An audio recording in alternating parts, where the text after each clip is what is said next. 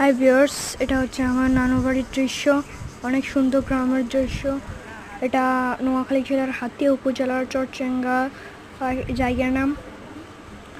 দেখতে পাচ্ছেন অনেক সুন্দর চারপাশে গাছপালা এবং সামনে পুকুর এবং সামনে একটি রাস্তার পাশে খাল। এই খাল দিয়ে মানুষ যাতায়াত করে গ্রামের। তো সামনে দেখা যাচ্ছে একটি পুকুর।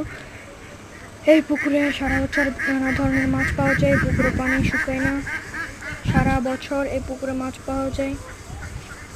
এই পুকুরে আমাদের নানা বাড়ির সবাই মাছ চাষ করে এবং পুকুরের চারপাশ দেখছেন কিরকম সবুজ প্রকৃতির। এটা হলো আমাদের নানা বাড়ির দৃশ্য।